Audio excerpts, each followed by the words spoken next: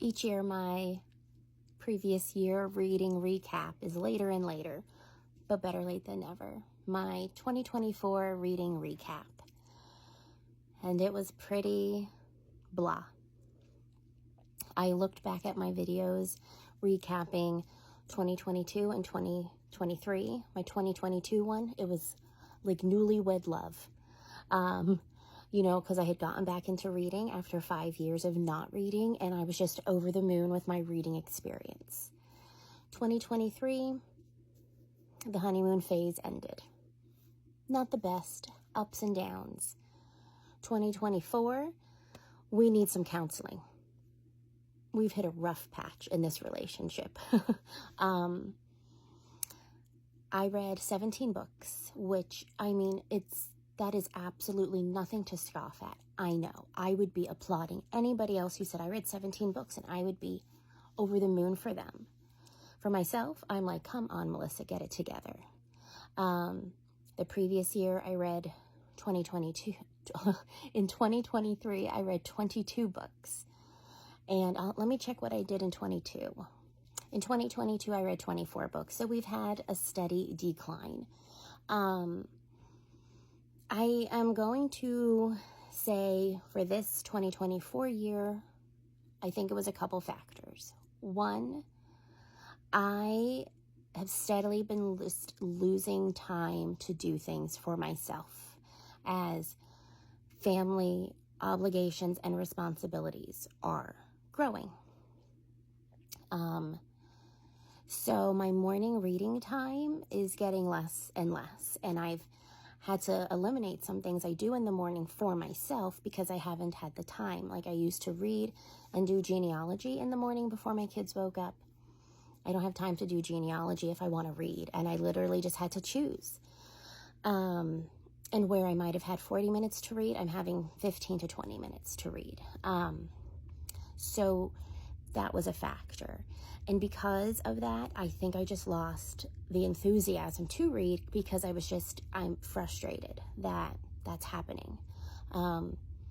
We have that. Number two, with my anxiety and my nightly, like in the middle of the night panic attacks, I'm just so exhausted in the morning that the comprehension and drive to read wasn't there.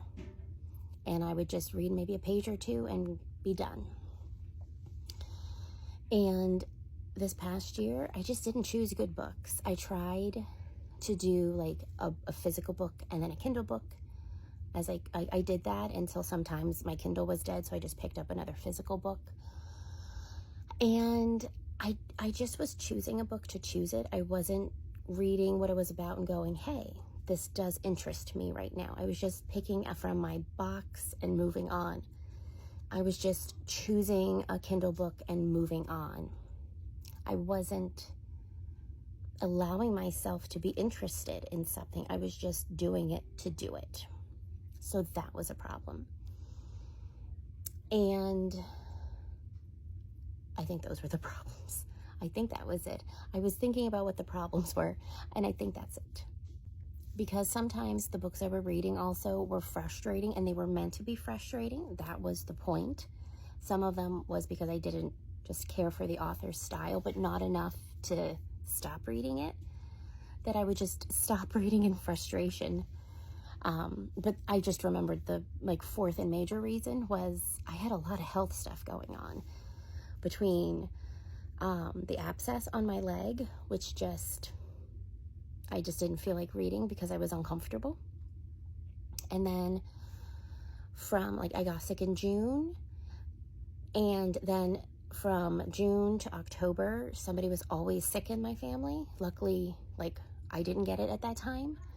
And then from November until now, I went through the wide variety of illnesses the whole country has been going through with respiratory things. And when I'm sick, I just don't feel like reading. I can't, with fevers, my eyes, I can't focus to read. So that was a big problem as well. So what does that mean going into 2025 reading? Well, first, I'm going to set an end date I'd like to finish a book by. I think I need to get back into having goals. So I set an end date for the current book I'm reading that I'd like to finish by. I mean, the world's not going to end if I don't, but I need that goal. I need to have a daily page count to read. I was doing that when I first started reading again, and I think I have to do it again.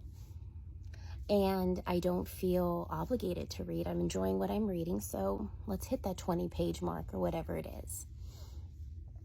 And I have to get back into choosing a book that I want to read and not just choosing the book because I have it.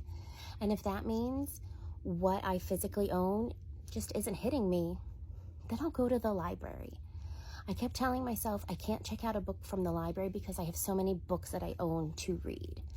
But if it's just not striking me in that moment, it doesn't mean I don't ever want to read it. It's just not hitting me in that moment. And it's okay to go to the library to get a book. So I need to give myself permission because that was a self-imposed rule that I should never have created. And it has to be if I am not anxious, happily anxious to read the book. If it's not going, man, I wish it were morning so I can read, I need to stop reading the book.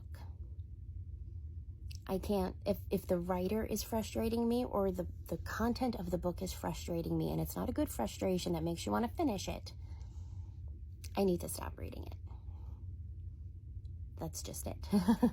Because if I would finish a book and my son goes, did you like it? And I go, I did a lot of that last year. I was like, and I don't want to be with what I'm reading. There's too many books out there to have that response every single time.